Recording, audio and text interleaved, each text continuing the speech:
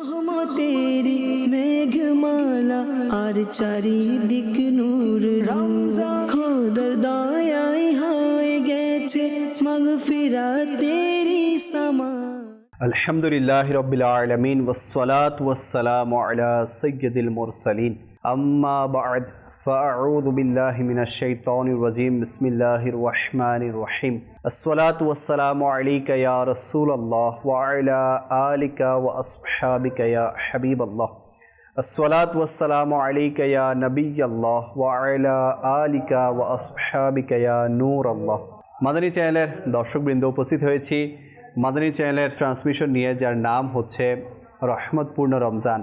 যে যেখান থেকে আমাদের সাথে শরিক হয়েছেন আপনাদের সবাইকে জানাচ্ছি আমাদের এই অনুষ্ঠানের পক্ষ থেকে অসংখ্য শুভেচ্ছা এবং অভিনন্দন। যা ইবাদত হয়েছে আমাদের মাধ্যমে, রিয়াজত, জিকির, আসকার, দরুদ, সাহারি, ইফতারি, আমাদের সম্পূর্ণ ইবাদতকে আল্লাহ পাক ওনার বারগাহে কবুল করুক এবং যাদেরকে রহমত প্রদান করা হয়েছে আল্লাহ তাআলা তাদের মধ্যে আমাদেরকেও শামিল করুক।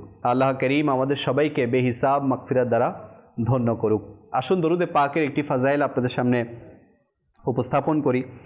আল কৌলুল বদী নামক কিতাবের মধ্যে এই দরুদে পাকের ফজিলত এসেছে। হযরত আবু বকর শিবলি রহমতুল্লাহি তাআলা আলাইহি বলেন, আমি আমার মরহুম প্রতিবেশীকে স্বপ্নে দেখে জিজ্ঞাসা করলাম, মা ফাআলাল্লাহু বিকা, আল্লাহ তাআলা আপনার সাথে কিরূপ আচরণ করেছেন? সে বলল, আমি বিশাল ধ্বংসের সম্মুখীন ছিলাম। মুনকার নাকিরের প্রশ্নের উত্তর দেয়া আমার পক্ষে সম্ভব হচ্ছিল না।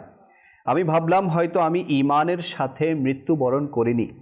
আমি ভাবলাম, তখনই অদৃশ্য হতে আওয়াজ প্রতিধ্বনিত হলো, পৃথিবীতে জিহ্বার অহেতুক ব্যবহারের কারণে তোমাকে এই শাস্তি প্রদান করা হচ্ছে।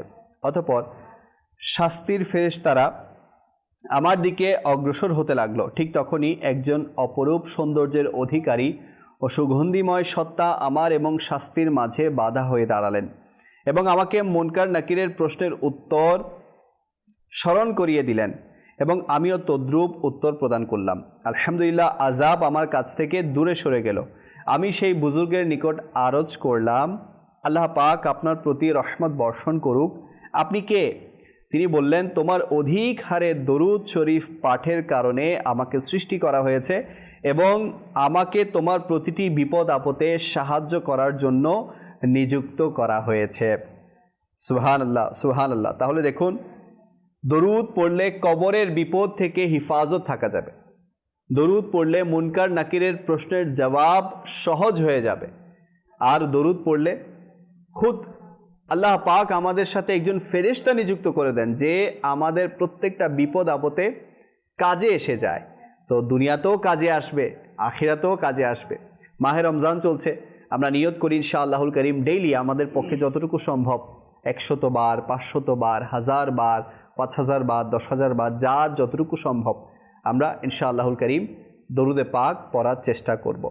আসুন যে যেখানে আছি দরুদে পাক মহব্বত নিয়ে পড়ি। সল্লু আলাল হাবিব সাল্লাল্লাহু আলা মুহাম্মদ সাল্লাল্লাহু আলাইহি ওয়াসাল্লাম সালাতাও ওয়া সালামান আলাইকা সৈয়দি সৈয়দি ইয়া রাসূলুল্লাহ। দর্শকবৃন্দ, আজকে আমরা যে আলোচনার বিষয় রেখেছি তা হচ্ছে হালাল রিজিকের ফজিলত, হালাল রিজিকের বরকত। হালাল এটা আল্লাহ পাক পছন্দ করেন, হারামকে আল্লাহ পাক অপছন্দ করেন এবং আল্লাহ পাক কোরআনে পাক স্পষ্টভাবে হালালের বর্ণনা দিয়েছেন, কোনটি হালাল কোনটি হারাম।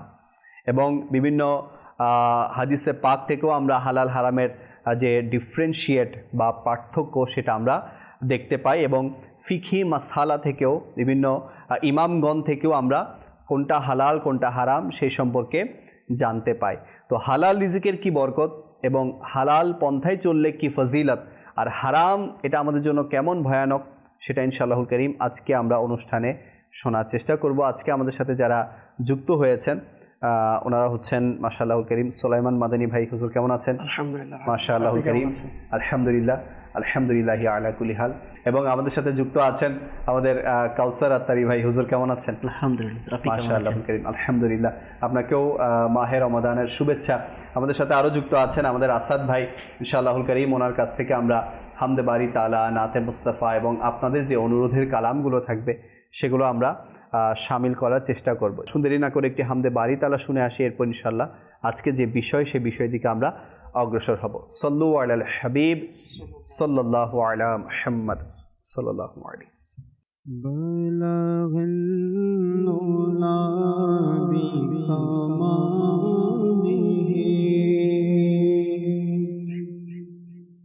بلغ العلا بکماله بلغ العلا بکماله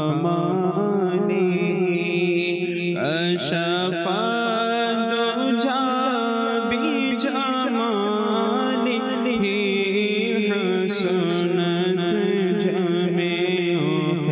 صالح صلو علیہ وآلہ صلو علیہ وآلہ. میں بروں سے لاکھ برا سہی میں بروں سے سہی مگر ان سے ہے میرا واسطہ مگر ان سے ہے میرا واسطہ مگر ان سے ہے میرا واسطہ. میری لاج رکھنا میرے خدا میری لاج رکھنا میرے خدا. یہ تیرے حبیب کی بات ہے بلغ العلا بکماله بلغ العلا بکماله کشف الدجى بجماله حسنت جميع خصاله صلو علیہ وآلہ صلو علیہ وآلہ. اللہ اللہ اللہ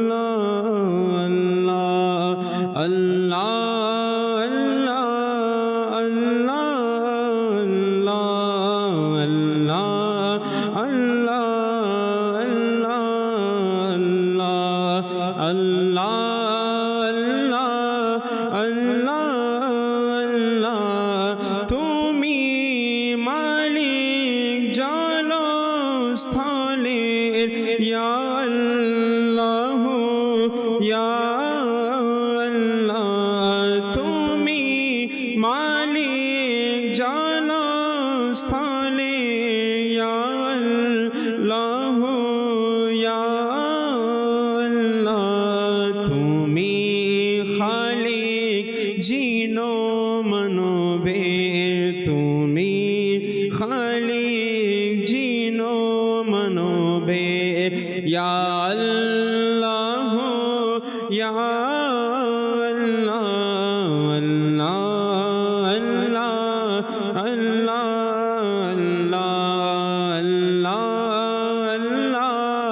আল্লাহ আল্লাহ.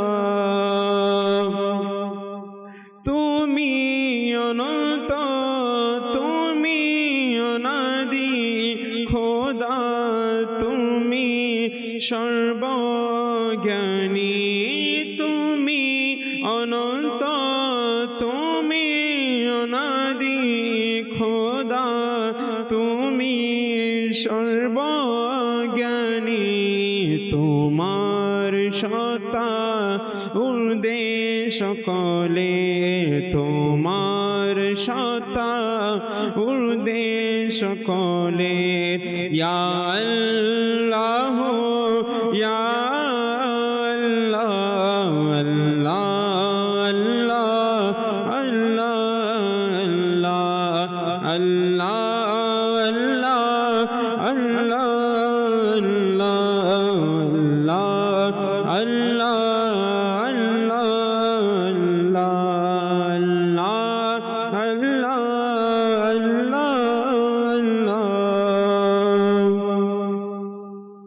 তোমার চর্চা ঘরে ঘরে বন জঙ্গল মরুভূমিতে তোমার চর্চা ঘরে ঘরে বন জঙ্গল মরুভূমিতে জিকির সকল ফুল ফলে জিকির সকল ফুল ফলে ইয়া আল্লাহ ইয়া আল্লাহ আল্লাহ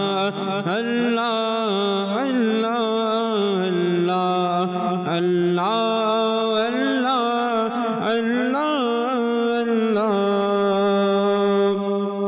ক্ষমা করো আত্মাকে মৌলা দোহাই প্রিয় নবী খোদা ক্ষমা করো আত্মাকে মৌলা দোহাই প্রিয় নবী খোদা যিনি শ্রেষ্ঠ সকল বিদে যিনি শ্রেষ্ঠ সকল বিদের ইয়া আল্লাহ ইয়া আল্লাহ আল্লাহ আল্লাহ আল্লাহ আল্লাহ আল্লাহ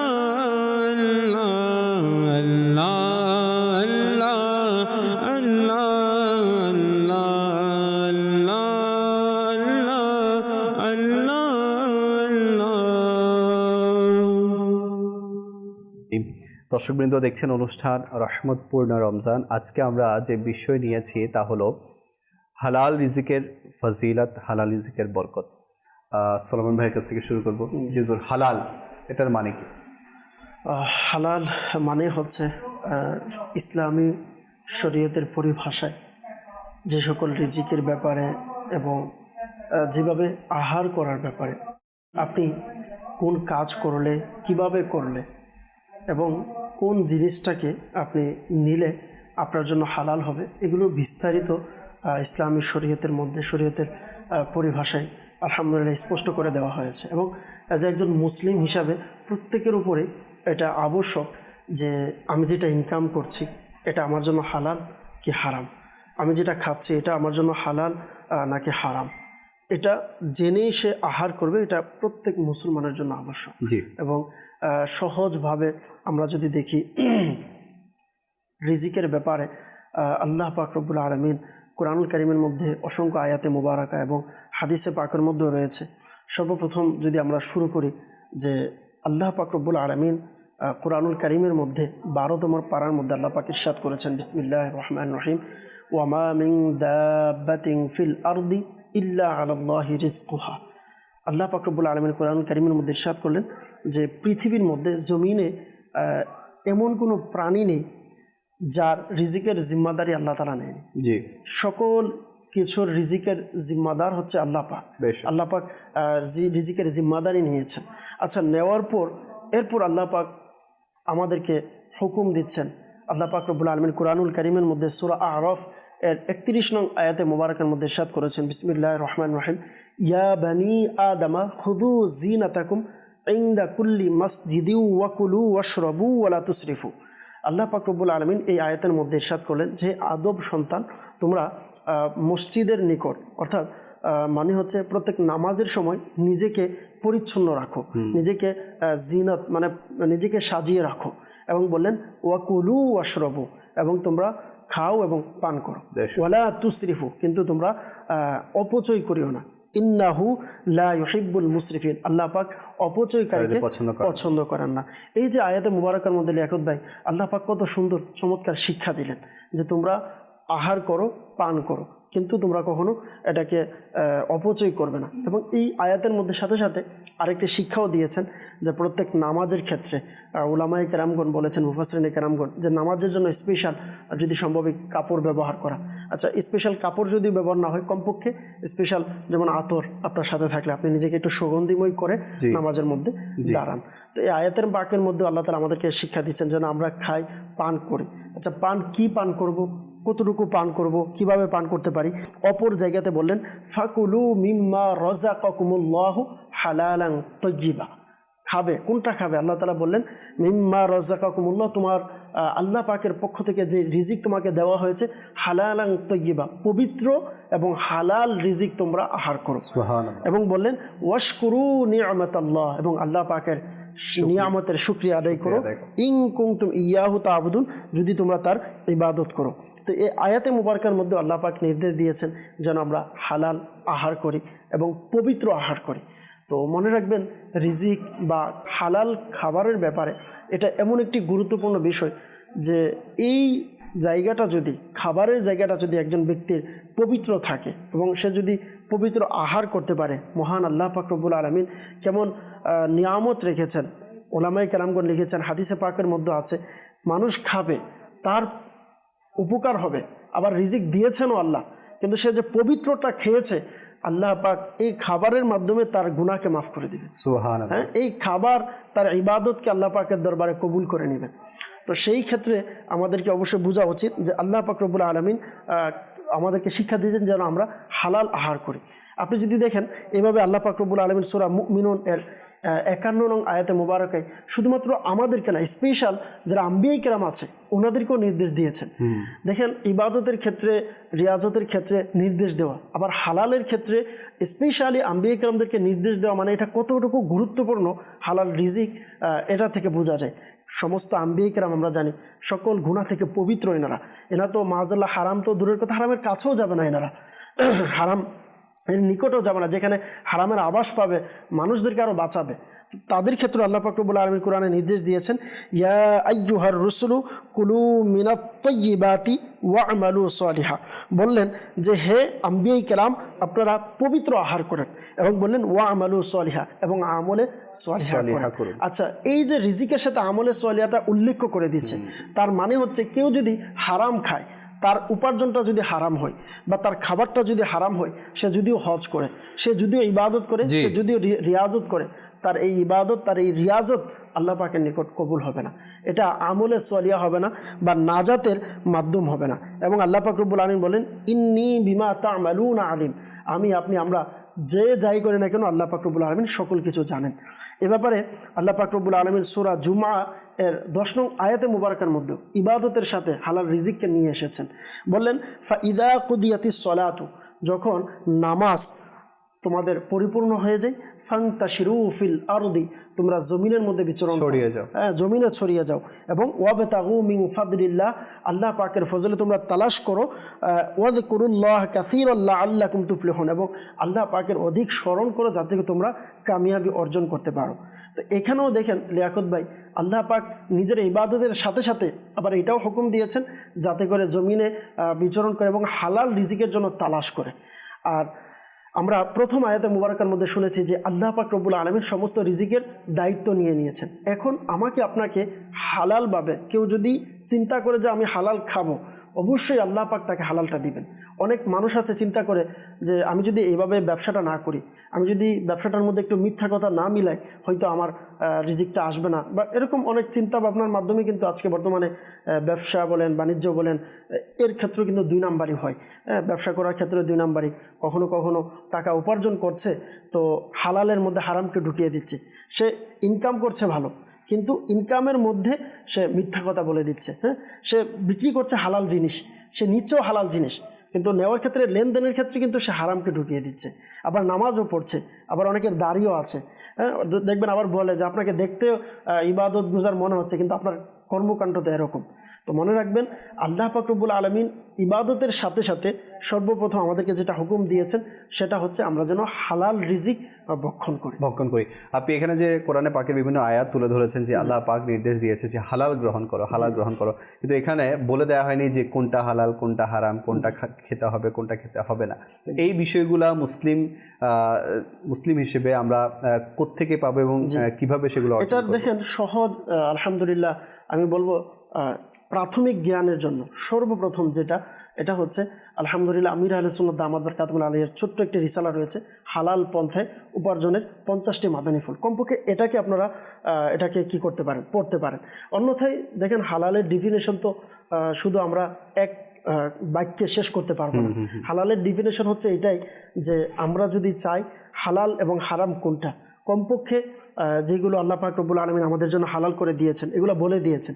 এবং একটা ফিকি কায়দা বলা হয় পৃথিবীতে সকল কিছু হালাল, ফিকি কায়দা বলা হয় সকল কিছু হালাল, তবে যেটা হারাম এটার ব্যাপারে আল্লাহ পাক কোরআন এর মধ্যে নির্দেশ দিয়েছেন অথবা আল্লাহ রাসূল সাল্লাল্লাহু আলাইহি ওয়াসাল্লাম হাদিসে পাকের মাধ্যমে জানিয়ে দিয়েছেন। অন্যথায় সকল কিছু হালাল রয়েছে, যেটা হারাম এটার ব্যাপারে নির্দেশ দিয়ে বলা হয়েছে, স্পষ্টভাবে বলা হয়েছে। অর্থাৎ যেটার ব্যাপারে দিন ইসলাম বলে নাই তার মানে এটাকে আমরা হালাল হিসেবে ধরে নিব, আর হারাম তো এটা স্পষ্ট, যেটা স্পষ্ট করা হয়েছে ওটার দিকে আমরা নিজেকে অগ্রসর করব না। কাউসার ভাই আছেন হুজুর, হালাল এর বিষয়ে আলোচনা চলছে, তো হালাল এটা কতটুকু জরুরি, হালাল রিজিকটা কতটুকু জরুরি? সর্বপ্রথম আপনার শুকরিয়া আদায় করতেছি মাশাআল্লাহ মাগফিরাতের প্রথম দিনে মাশাআল্লাহ হালাল উপার্জনের বরকত। আমি বলবো এই সময়ে এই টপিকটা সকল মুসলমানদের জন্য জি খুবই গুরুত্বপূর্ণ। মাগফিরাত মানে গুনাহ থেকে মুক্তি লাভ করা। আলহামদুলিল্লাহ।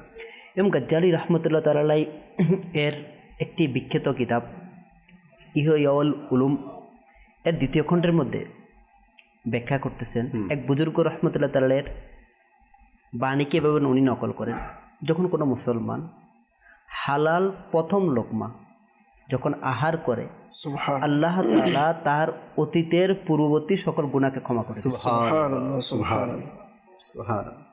এমনিতেই মাস রমজান মাস মাগফিরাতের সময়, গুনাহ মুক্তির মাস। এখন সাধারণত আমরা এই মাসটা স্পেশালি আল্লাহ তাআলার ইবাদতের জন্য, আল্লাহ তাআলাকে সন্তুষ্টি করার জন্য, গুনাহ মাফ করার জন্য আমাদেরকে দান করা হয়েছে। কিন্তু আল্লাহ পাকের পানা এমন যদি হয় যেখানে আমরা ইবাদতও করছি, তারাবিও পড়ছি, রোজাও রাখছি, কষ্ট করে সব কিছু করতেছি, কিন্তু আমাদের আহার হচ্ছে হারাম, তাহলে বলা হচ্ছে ওই ব্যক্তির দোয়া আল্লাহ তাআলার দরবারে কবুল হবে না। এখন আপনি যেটা প্রশ্ন করেছিলেন হালাল এটা কতটুকু জরুরি, জি মূলত ইবাদতের পূর্ব শর্তই যদি বলা হয়, ইবাদত কবুল হওয়ার, দোয়া কবুল হওয়ার পূর্ব শর্ত হচ্ছে হালাল হালাল খাওয়া, হালাল আহার করা, এটা পূর্ব শর্ত। এরপর আসবে বাকি ইবাদতের বিষয়গুলো। যদি আমাদের পূর্ব শর্তটাই পূরণ না হয় তাহলে বাকি সকল কিছু বিনষ্ট হওয়ার সম্ভাবনা থেকে যাচ্ছে। জি। আর রমজানুল মুবারক মাস মুসলমানদের জন্য স্পেশাল একটি নিয়ামতের মাস। আল্লাহ পাকের পানা আজ আমাদের সমাজ যেই ধার প্রান্তে পৌঁছে গিয়েছে, আজকে আমাদের মুসলমানদের চিন্তা চেতনা যেই ধার প্রান্তে পৌঁছে গিয়েছে, এই ধার প্রান্তে এসে হালাল সম্পর্কে জানা এবং এটার প্রতি সতর্ক হওয়া অতীব জরুরি। জি জি, এটা আমাদের জন্য তো এমনিতে আবশ্যক, কিন্তু বর্তমানে আরও বেশি আবশ্যক। কেননা রমজান মাসকে আমরা ব্যবসায়ের মাস হিসেবে কি করেছি, ম্যাক্সিমাম ব্যবসায়ীরা রমজান মাসকে স্পেশালি ব্যবসায়ের মাস হিসেবে কি সিজন হিসেবে এটাকে নির্ধারণ করে নিয়েছে। আর ব্যবসার সিজনকে কেন্দ্র করে যতগুলো পন্থা অবলম্বন করা হয়, ম্যাক্সিমাম যদি আমরা শরঈ রেহনুমানি দেখা যাবে হারামের দিকে ধাবিত হচ্ছে। জি, এমত অবস্থায় আমাদের জন্য কোনটা হালাল কোনটা হারাম, এটা তো মূলত যখন কোনো ব্যবসায়ী ব্যবসা করবে, ব্যবসা সংক্রান্ত শরঈ মাসাইল জানা তার জন্য ফরজ অবশ্যই। সে জেনে বুঝে তবে আসবে, কিন্তু এটা তো আসলে হয়ে ওঠে না আমাদের বর্তমান অবস্থায়। যদি আমরা এটা প্রেক্ষাপটে দেখি, বিশেষ করে সম্পদ মজুদ করা, এই মাসটাকে আমরা ম্যাক্সিমাম ব্যবসায়ীদের যেটা ক্যাটাগরি থাকে সেটা কি, আমরা সম্পদকে কি করব, স্টক করব, যেটা এটা তো চাহিদা বেশি, রজব থেকে শুরু হয়ে গেছে, যেটা চাহিদা বেশি, ডিমান্ড বেশি। এই রমজান মাসে মুসলমানদের জন্য আবশ্যিক যে পণ্যগুলো রয়েছে ওগুলি স্টক করা, যেটা দ্বারা ওনাদের ইবাদতের তৃপ্তি মিলবে, যেটা দ্বারা মুসলমানদের জন্য নেকি হাসিল করার উত্তম মাধ্যম হবে, ওই পণ্যগুলো, ওই বিষয়গুলো আমরা এখন স্টক করার বিষয়ের দিকে ধাবিত হয়ে যাচ্ছি। এখন এই ক্ষেত্রে আমাদের শরীরে নেওয়া উচিত আসলে মূলত এই যে মুসলিম, আমাদের জন্য করণীয় কী হওয়া উচিত ছিল?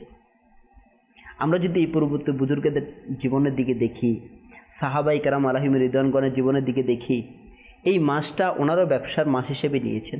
জি জি, তবে আল্লাহ তাআলার সাথে ব্যবসা, নেকির ব্যবসা, নেকির ব্যবসা। এনারা দুনিয়াবি সকল লেনদেন শাবানুল মুআজ্জামের মধ্যে ক্লোজ করে, লেনদেন ক্লোজ করে 1 মাস আল্লাহ তাআলার সাথে ইবাদত, নেকির ব্যবসার মধ্যে লিপ্ত হয়ে যেত এবং বেশি থেকে বেশি মুসলমানকে সহজ করার কাজের মধ্যে লেগে যেত। যেগুলো মুসলমানের জন্য এই রমজান মাসের জন্য আবশ্যিক রয়েছে, ওই পণ্যগুলো সহজ সাধ্য করে দিত। মুসলমান যারা রয়েছে, আমরা যদি তার বিপরীত দিকে চলে যাই, আমাদের চিন্তা করা উচিত এই সম্পদ, এই আয় আমার জন্য হালাল হচ্ছে কিনা। বেশক বেশক, আসলে এছাড়াও হালাল ইনকাম, হালাল উপার্জন বর্তমান জামানায় আমরা যদি চিন্তা করি, হালাল বলতে আমরা বুঝি হালাল উপার্জনে যেটা বরকত, বরকত বলতে আমরা বরকতের ডেফিনেশনটা কি, বরকত বলতে কি বুঝি? আমরা মূলত সাধারণত বরকত বলতে বুঝি সম্পদের আধিক্যতা। মানে আমার সম্পদ এতটুকু ছিল, এখন বেড়ে এতটুকু পর্যায়ে পৌঁছে, এটাই বরকত মনে করি। মানে বরকতের একমাত্র ডেফিনেশন হচ্ছে ওইটাই। কিন্তু আসলে মূলত বরকতের সত্যিকার ডেফিনেশন কিন্তু এটা নয়। বরকতের ডেফিনেশন হচ্ছে অল্প সম্পদের মধ্যে তৃপ্তি রয়েছে, পরিশুদ্ধি রয়েছে, ইবাদত করার যতটুকু আসবাব প্রয়োজন ততটুকু মিলছে, সেটার মধ্যে বরকত। কিন্তু আমার কাছে অধিক সম্পদের আধিক্যতা রয়েছে, কিন্তু আমি ওই টেনশনে ইবাদত থেকে বিমুখ হয়ে আছি, আল্লাহ তাআলাকে রাজি খুশি করা থেকে আমরা বিমুখ হয়ে আছি। তাহলে ওই সম্পদের মধ্যে মূলত কোনো বরকত নেই, এটা জাস্ট একটা সম্পদের আধিক্যতা। এই ডেফিনেশনটা আমাদের জন্য ভুল চাই। অনেক সময় আমরা বলতে হতো সম্পদের বরকত কোথায় হচ্ছে, আমার গত বছর যা আছে এখনও তো তাই আছে, আমি যে হালাল পন্থায় ইনকাম করি না, আমার তো অত আহামরি সম্পদ আসবে না।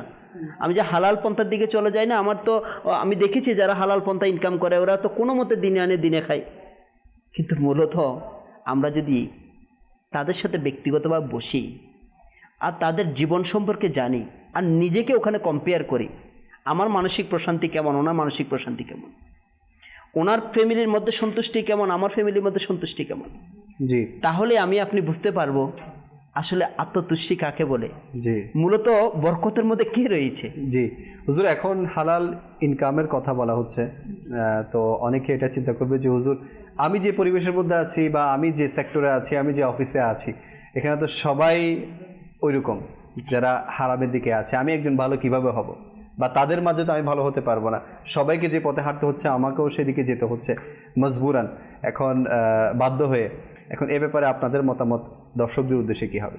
মানে এক কথা স্রোতের সাথে তো গা ভাসাতে হচ্ছে না, মানে একটা লজিকটা হচ্ছে যে স্রোতের সাথে নিজের গা, আমি কি করব, স্রোতের সাথে গা ভাসে, এটা হচ্ছে যে একটা ওই যে মানে আমার নফস চাচ্ছে আমি হারামি খাবো, ওটা হচ্ছে যে একটা কি দেওয়া, একটা অজুহাত দেওয়া, এছাড়া আর কোনো কিছুই না।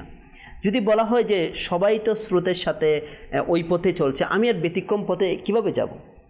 কিন্তু দেখা যায় ওই পরিস্থিতির মধ্যে কেউ যদি সত্যিকার অর্থে হালাল ইনকামের জন্য ব্যতিক্রম পথে চলে যায়, তাহলে তার মর্তবা মর্যাদা তো আরও বেশি বুলন্দ হবে। জি, কারণ এক তো হচ্ছে যে সে হালাল ইনকাম করতেছে, তার উপর হচ্ছে স্রোতের বিপরীতে যাচ্ছে। আমরা যদি সাহাবায়ে কেরামের জীবনের দিকে দেখি, যখন হালাল পন্থায় ওনারা অল্প সম্পদ নিয়ে বিজনেসে নেমেছেন, আল্লাহ পাকের দয়া ওনাদের বরকত মিলে গিয়েছে। আসলে এখন বর্তমানে যতটুকু হুজুর ইসলামকে বুঝে, পূর্বে সাহাবায়ে কেরামদের যুগে তো এত সহজ ছিল না, তখনও তো তারা হারামকে বেছে নেয় নাই, তারা কিন্তু হালালের পথেই ছিলেন। ইমামে আজম আবু হানিফা রহমতুল্লাহ তাআলা আলাইহি ইনিও ব্যবসা করেছেন, কাপড়ের ব্যবসা। বর্তমান সময়ে অনেকেই যারা কাপড়ের ব্যবসা করে, যা এদের সাথে জড়িত আছে, এরা বলবে যে কাপড়ের ব্যবসার মধ্যে কাটছুরি বা এগুলো বেশি করা যায়। অথচ ইমামে আজম আবু হানিফা রহমতুল্লাহ তাআলা আলাইহি কেমন ছিলেন? ইনিও তো ব্যবসা করেছেন না? ইনার ব্যবসাতে আপনি দেখেন, ইনার জীবনী আপনি পড়ে দেখেন, আল্লাহ তাআলার দয়ায় মানে ইনি মাসআলার দিকে এত বেশি গুরুত্ব দিতেন। হ্যাঁ, তো আল্লাহ পাকের তাকওয়া যখন থাকবে না অন্তরে, অটোমেটিকলি চলে আসবে। খুবই চমৎকারভাবে বলা হয় না যে একজন বুজুর্গ রহমতুল্লাহ তাআলা আলাইহি একজনকে নসিহত করলেন যে আপনি হারাম পথ থেকে হালালে চলে আসেন, যার সারমর্ম আমার যতটুকু স্মরণ আছে। তো তাকে বুঝালেন যে কীভাবে, তো বললেন যে আপনি এতদিন হারামের মাধ্যমে আপনি উপার্জন করেছেন, যে আল্লাহ পাক আপনি হারাম করার পরও আপনার রিজিক কমতি করে নাই, আপনাকে না খাইয়ে রাখে নাই। আপনি যদি ওই আল্লাহ পাকের নাফরমানি করে রিজিক পেয়েছেন, একটু চিন্তা করেন তাহলে আল্লাহ পাকের ফরমাবারদারি করলে আল্লাহ পাকে কতটুকু রিজিক দিবেন। একটা হচ্ছে আপনি অবাধ্য হয়ে কিছু পাচ্ছেন, আর যদি বাধ্য হন তাহলে কি পাবেন এটা আপনি নিজেই চিন্তা করেন, উত্তর পেয়ে যাবেন অটোমেটিকলি। তো আমাকে এটা মনে রাখতে হবে যে আল্লাহ পাক অমুক ব্যক্তি সে হারাম থাকার পরেও আল্লাহ তাকে মেহরুম করছে না, আল্লাহ চাইলে তাকে রিজিক না দিয়ে রাখতে পারতো, তাকে দিচ্ছে। আর আমি যদি আমার মাওলার আমি ইবাদত করার সাথে সাথে আমি যদি আল্লাহ পাকের অনুগত্য করি, মানি, কেন আল্লাহ তাআলা আমাকে দিবেন, আরও বেশি দিবেন। এখানে হুজুর মেইন সমস্যা হচ্ছে আমাদের পূর্ণ বিশ্বাসের। পূর্ণ বিশ্বাস আমাদের কমতি থাকার কারণে, আমাদের আল্লাহ পাকের উপর ভরসা কম থাকার কারণে ওই যেটা বলছি যে স্রোতের সাথে গা ভাসানো বা হারামকে না ছাড়া বা চিন্তায় চিন্তায় হারামেই জড়িয়ে যাওয়া, তো এই বিষয়গুলোর সাথে। আচ্ছা, আরেকটা বিষয় হচ্ছে যে মুসলমান এখন নিজেই কোনটা হালাল কোনটা হারাম সেটা নিজেই বিবেচনা করছে, মানে নিজেই ধারণ করে নিচ্ছে যুক্তি দিয়েই হালাল হারাম। যেমন এই যে গতকালই আমাদের একটা এই কথাটা উঠে এসেছিল, যেমন কাকড়া, আপনি দেখেন না, এদেরকে যদি হাজারো বলেন, এমন অনেক যুবক এখনো আছে, এদেরকে হাজারো বলেন ভাই না এটা তো ইসলামে জায়েজ আছে, অর্থাৎ নিজেরা জায়েজ করে ফেলতেছে। আদৌ এটা উলামায়ে কেরাম যে হারাম ঘোষণা করে দিয়েছে, এটা তাদের রয়েছে, এভাবে অক্টোপাস রয়েছে। তো এই যে নিজে হালাল বা হারাম এটা বিবেচনা করে ফেলা, এটা কতটা দেখেন। একটা বিষয় হচ্ছে কি, তাফসিরে সিরাতুল জিনানের মধ্যে স্পষ্টভাবে আপনি প্রথমে যে প্রশ্নটা করেছিলেন যে হালাল রিজিক দ্বারা উদ্দেশ্য কি, হালাল মানে কি, তো মুফতিয়ানে কেরাম বিশেষ করে আমাদের মুফতি কাসিম সাহেব দামাত বারকাতুল আলিয়া উনি আয়াতে মুবারকার প্রেক্ষিতে তাফসিরের মধ্যে খুবই চমৎকারভাবে লিখেছেন, হালাল দ্বারা উদ্দেশ্য হচ্ছে, হালাল দ্বারা পবিত্র উদ্দেশ্য, এটার দ্বারা উদ্দেশ্য হচ্ছে পবিত্র বস্তু, জিনিসটা কি হবে, পবিত্র হবে। যেমন আপনি যদি ধরেন ছাগলের গোশত বা গরুর গোশত, ছাগল গরু মাছ সবজি এগুলো হচ্ছে পবিত্র, এবং বললেন এর সাথে আমাদের অর্জিত হয়েছে যেটা, এটাও জায়েজ উপায়ের মাধ্যমে, যেমন চুরি ঘুষ ডাকাতি ইত্যাদি মাধ্যমে না হওয়া। তাহলে বোঝা দুইটা বিষয়, একটা হচ্ছে সেই জিনিসটা খুদ হালাল হবে, আর দ্বিতীয়ত হচ্ছে আমার পন্থাটাও কি হবে, হালাল হবে। এটাই হচ্ছে হালাল দ্বারা উদ্দেশ্য। একটা জিনিস মনে রাখবেন, হারামকে হালাল মনে করা আর হালালকে হারাম মনে করা, এটাও হারাম, ইসলাম থেকে খারিজ হয়ে যাবে। যে কারণ যেটা শরীয়ত যেটাকে হালাল বলে দিয়েছে, আপনি এটাকে মাযাল্লাহ আপনার মন চাচ্ছে সেই জন্য আপনি হারামটাকে হালালের দিকে নিয়ে আসতেছেন। আস্তাগফিরুল্লাহ। এটা তো ওইটাও যে মন চাওয়া, আরেকটা হচ্ছে অধিকাংশকে দেখা, অধিকাংশ যদিও হারামের দিকে চলে যায়, আমি তো হারামের দিকে যাব না, তারা করতেছে এই জন্য আমি করব, তারা খাচ্ছে বিধায় আমি খাবো, এটা তো হতে পারে না। আপনি দেখেন অধিকাংশ যদি এই কথা বলেন, তাহলে দেখেন হুজুর আজকে মানুষ এর দিকে যদি আপনি তাকান, তাহলে এভাবে দেখে তো আপনার অনেক কিছু ছেড়ে দিতে হবে, অনেক কিছুতে আপনি শুধু অধিকাংশ দিকে খেয়াল করলে হবে না। আজকে আপনি মসজিদগুলোতে দেখেন, মসজিদগুলোতে আজকে মানুষ কম, আজকে বাজারে দেখেন অধিক মানুষ, তাহলে আপনি কি এটা বলবেন যে যেহেতু বাজারে মানুষ আছে তাহলে এদিকে আমার মন যাচ্ছে যে তো আমি যাই? সব জায়গাতে শুধু মন দিয়ে বা দল থেকে আপনি করতে পারবেন না। অবশ্যই আমরা যেহেতু ইসলামের গণ্ডিতে যখন আমি চলে আসছি, তাহলে ইসলাম আমাকে যেটা বলছে বাস এটা আমাকে মেনে নিতে হবে। এখানে আরেকটা জিনিস যেটা আপনার খুব বড়ই সুন্দর একটা প্রশ্ন যেটা বলেছেন, যে আমরা স্রোতের সাথে যেটা গা ভাসিয়ে দিচ্ছি, যে 10 জন ওইদিকে যাচ্ছে, আমার আর পারিপার্শ্বিক অবস্থাটা এটা আসলে একটা, যদি যে কোনো ব্যবসায়ীকে, যে কোনো ব্যক্তিকে, সব ব্যবসায়িক হোক প্রফেশনাল হোক, হালাল হারাম শুধু ব্যবসার ক্ষেত্রে তা নয়, প্রত্যেকটা হালাল হারাম কিন্তু জবের ক্ষেত্রে বলেন, প্রত্যেকটা ক্ষেত্রে কিন্তু শরঈ রেহনুমা নেওয়া উচিত। তাহলে প্রফেশনাল ক্ষেত্রে দেখা যায় হারাম পন্থায় মানুষের অনেক সম্পদ নিচ্ছে। এখন প্রশ্ন হচ্ছে, আমি এই সম্পদগুলো অর্জন করার পিছনে উদ্দেশ্যটা কি? আমি সম্পদগুলো অর্জন কেন করতেছি? আরামায়েশের জিন্দেগি, প্রশান্তির জিন্দেগি, এবং আমার ফ্যামিলি মেম্বারদের আত্মতুষ্টি, যেন ওনাদের চাহিদাটা কী হয়, পরিপূর্ণতা হয়। এখন যদি সত্যিকার আমরা বিবেচনা করি, আমি আমার পরিবারকে যা দিচ্ছি, আমার পরিবারের চাহিদা কি পরিপূর্ণ হচ্ছে? কোনো একটা সময়ে আপনারাও হয়তো এটা মনে পড়বে, বা হয়তো বা দেখেছেন অনেকের ফ্যামিলিতে, বা আমরা ছোটোবেলায় আমাদের ফ্যামিলিতে দেখেছি যে অল্প ইনকাম ছিল, বাবার 2000-3000 টাকা বেতন ছিল, দেখা গেছে এক টুকরা মাছকে কি করে দেওয়া হতো, 2 জনকে 3 জনকে ভাগ করে দেওয়া হতো, বন্টন করে দেওয়া হতো। তখনও ফ্যামিলিতে একটা মাছ আসার পিছনে বাচ্চাদের আমাদের কি ছিল, একটা আগ্রহ ছিল, তৃপ্তি ছিল, আমার ঘরে মাছ এসেছে, মানে একটা আগ্রহ, স্পেশালিটি। এখন অতটুকুর মধ্যে কিন্তু তখন কি ছিল, সন্তুষ্টি ছিল এবং এর মধ্যে প্রশান্তিও ছিল, সবাই রাজি ছিল। হঠাৎ যদি ঘরের মধ্যে কোনো একটা ভালো খাবার আয়োজন করা হতো, একটা খুশি ছিল সবার মধ্যে। এখন যখন আমি আমার সন্তানদেরকে অধিক খুশি দিতে গিয়ে মূলত ওনাদের খুশিটা আমি কেড়ে নিচ্ছি। কীভাবে কেড়ে নিচ্ছি? এখন দৈনিক ওনাদের প্লেটে মাছ, দৈনিক ওনাদের কাছে সামনে ভালো ভালো খাবার, দৈনিক ভালো ভালো পোশাক। তো এখন বলেন স্পেশালিটি কী রয়েছে ওদের কাছে? আর এখন আপনি আরও হারাম ইনকাম করে আরও স্পেশাল কিছু আনবেন, এর কাছে কোনো আগ্রহই নেই, ওই খুশিটা নেই, ওই তৃপ্তিটা নেই। যে খুশিটা আগে পাওয়া যেত অল্পের মধ্যে, এখন অধিক দেওয়ার মধ্যে কিন্তু ওই পরিবারের মধ্যে খুশিটা নেই, ওই চাহিদাটা ওদের মধ্যে দেখা যায় না। এখন আমি আমার পরিবারের সন্তানদের খুশির জন্য, ভালো খাবারের জন্য, ভালো পোশাকের জন্য, ভালো পরিবেশ দিতে যাচ্ছি, কিন্তু ওদের মধ্যে তৃপ্তিটা নেই, এখন আর ওই শান্তিটা নেই। মূলত আমি নিজের প্রশান্তিকে কী করে দিচ্ছি, বিনষ্ট করে দিচ্ছি। আমার সন্তানদের যেটা খুশি হওয়া উচিত ছিল সেটা আমি নিজেই ধ্বংস করে দিচ্ছি, অপ্রাপ্ত সময়ের মধ্যে তাকে প্রাপ্ত করে দিচ্ছি। এটা তৃপ্তি, এটার গুরুত্ব কিভাবে থাকবে? তা আসলে এছাড়াও যদি আমরা দেখি হুজুর, নবী করিম সাল্লাল্লাহু আলাইহি ওয়াসাল্লাম এর চাইতে মানে বড় জাত আর কি হতে পারে সৃষ্টির মধ্যে? হ্যাঁ, সৃষ্টির মধ্যে বড় জাত আর কি হতে পারে? এরপরও উনি নিজেকে অর্থাৎ গুরাবা যেটাকে বলা হয়, অর্থাৎ অভাবকে এখতিয়ার করে নিয়েছেন। এমন না যে উনি অনেক বিলাসিতা করেছেন। তো এভাবে যদি আমরা আমাদের পরিবারের মধ্যে, আমি বলছি না যে আপনি হুট করে নিজেকে অভাবী বানিয়ে ফেলেন, এমন না। আপনি যেটা বলছেন যে মানে পরিবারকে মানে অল্পের মধ্যে তুষ্ট রাখাটা শেখানো, তো এটা যখন হবে না তখন তাদের চাহিদা কমে যাবে। আর চাহিদা কমে গেলে আমারও টেনশন কমে যাবে যে আমাকেও অনেক সম্পদ জমা করতে হবে, হারামের দিকে যেতে হবে। চমৎকারভাবে মানুষের উদাহরণ এভাবে দেওয়া হয়েছে কিতাবের মধ্যে যে আমরা পিঁপড়ার মতন যেন না হয়। তো বললেন পিঁপড়ার মতন কিভাবে? বললেন যে একটা পিঁপড়া দেখবেন, বলা হয় একটা পিঁপড়ার দৈনিক খাবার একটা গমের একটা যে পেয়ারার যে বিচি রয়েছে দানা, এই দানার কয়েকটা ভাগ করার পর একটা ভাগ একটা পিঁপড়ার খাবার একদিনের। আপনি যদি পিঁপড়ার দিকে তাকান, সে দেখবেন সে যতটুকু তার চেয়ে বড় খাবার নিয়ে সে দৌড়ে। হ্যাঁ, বড় দেখবেন মুড়ি, ছোট না মুড়ি কিন্তু পিঁপড়ার চেয়ে আরো বড়।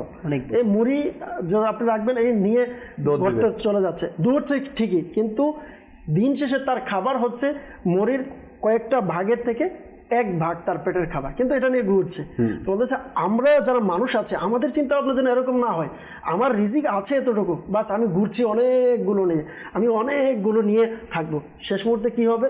আমি আমার জিনিসটাকে আমি যতটুকু নেওয়ার কথা ততটুকু নিতে পারবো না, বেশি বোঝা নিয়ে বাস ঘুরতে ঘুরতে একটা সময় দেখবো যে আমার রিজিকের সময় শেষ, কিন্তু দুনিয়াতে বাস রেখে গিয়েছে। আর যদি এটা হারাম হয় তাহলে তো এটা গুনাহে জারিয়া থাকবেই আখিরাতের জন্য। আল্লাহ আমাদের সবাইকে বোঝার তৌফিক দান করুন, আল্লাহ আমাদের সবাইকে অল্প তুষ্ট থাকার তৌফিক দান করুন ইনশাআল্লাহ। হালাল রিজিকের আরো কি কি ফজিলত জানবো। আমার নবী তো অনেক ফজিলত বলেছেন যে হালাল রিজিক সেটা অল্প হোক, সেটার ফজিলত কি ইনশাআল্লাহ আমরা মুবালিকে দাওয়াত ইসলামী থেকে শুনবো। সময় হয়েছে একটি নাতে মুস্তাফা অনুষ্ঠানে শামিল করার।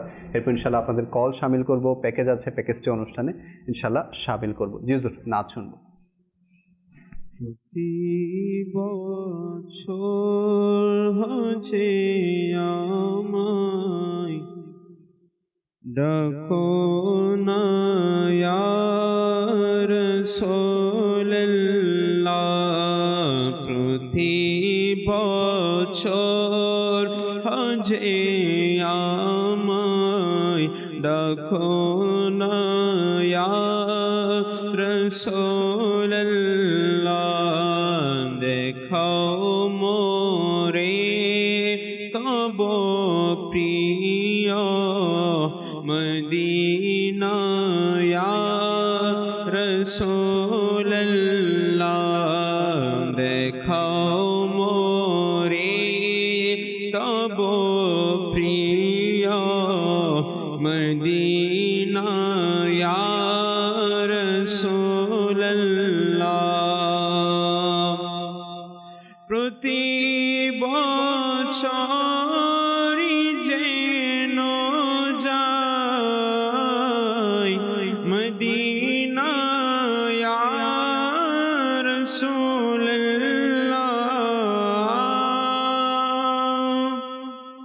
প্রতি বছরই যেন যাই মদিনা ইয়া রাসূলুল্লাহ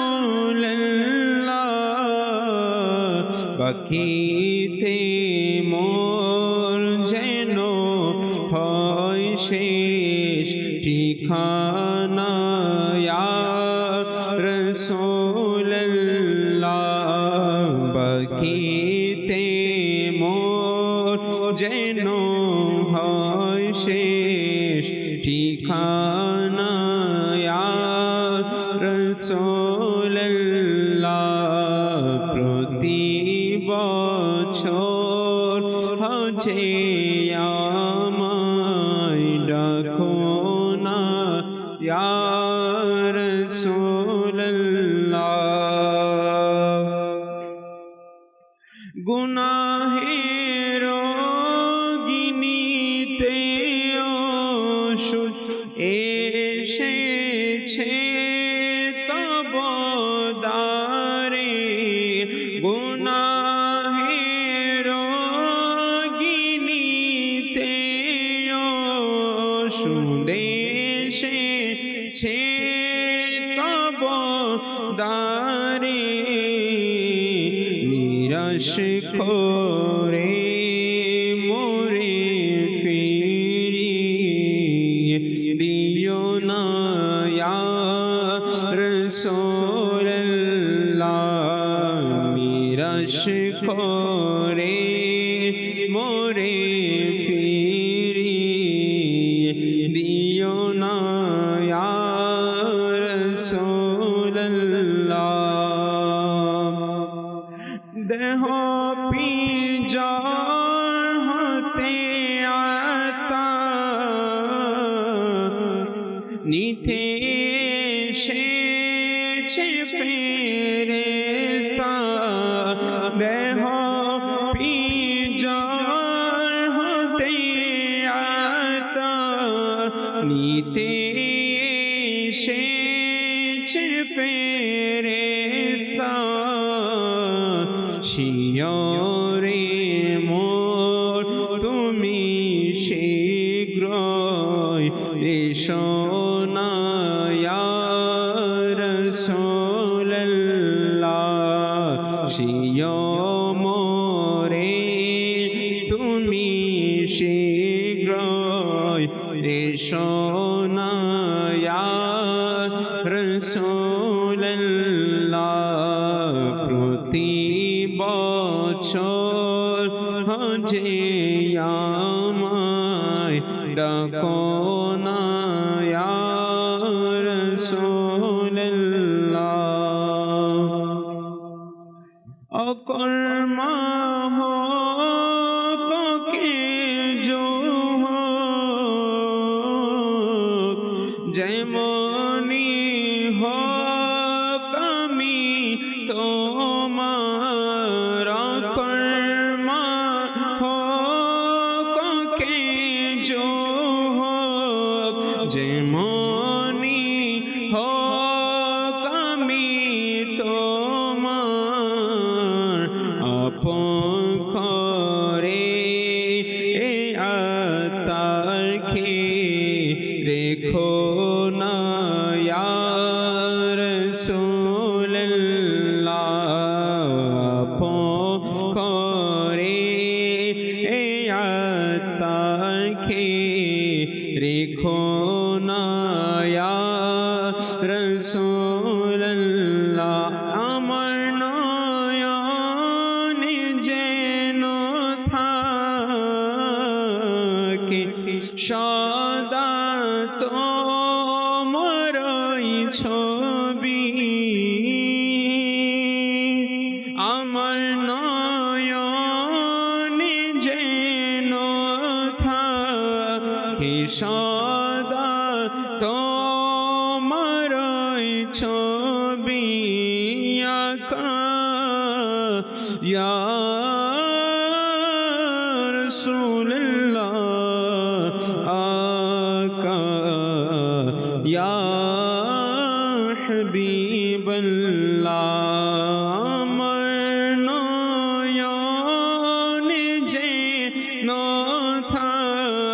কে সদা তোমারই ছবি এ মুখে তব দিদারে সাজাও না ইয়া রাসূলুল্লাহ এ মুখে তব দিদারে সাজাও না ইয়া রাসূলুল্লাহ প্রতি বছর হজে আমায় ডাকো না ইয়া রাসূলুল্লাহ। আমিন আমিন ইয়া রব্বাল আলামিন। আমাদের ছেলে দর্শকবৃন্দ, প্রতি বছরই কত হাজি মদিনায় যাচ্ছে। রমজান মাস আসলে অনেকেই মদিনার সফর হয়, অনেকেরই মদিনার সফর হয়। আল্লাহ পাক যাদেরকে অন্তর দিয়েছে, আল্লাহ পাক যাদেরকে সম্পদ দিয়েছে, সবাই চেষ্টা করে রমজানে মদিনায় যাওয়ার জন্য। আশিকে রসুল যারা, তারাও চেষ্টা করে মদিনায় যাওয়ার জন্য। আচ্ছা, আমাদেরও তো ইচ্ছা হয় যে আমরাও মদিনায় থাকবো রমজানে। সাহারি, ইফতারি এগুলো আমরা খানে কাবার সামনে করব, সবুজ গম্বুজের সামনে করব।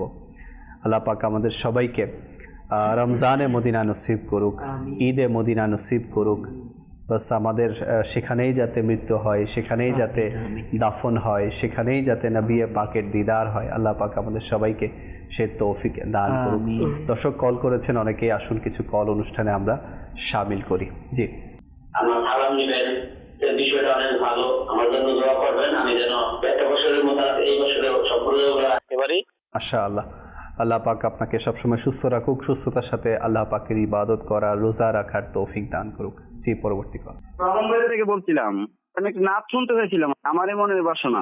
আমাদের সাথেই থাকবেন, আমরা এই কালামটি কিছুক্ষণ পর আপনাকে শোনানোর চেষ্টা করব। জি, পরবর্তী কল। আমার নাম মোহাম্মদ সাইদুর রহমান, আমি মাদানীতে আমি দেখতেছি, আমার জন্য দোয়া করবেন। আল্লাহ তাআলা আপনার সমস্ত নেক জায়েজ দোয়াকে কবুল করুক। জি, পরবর্তী কল।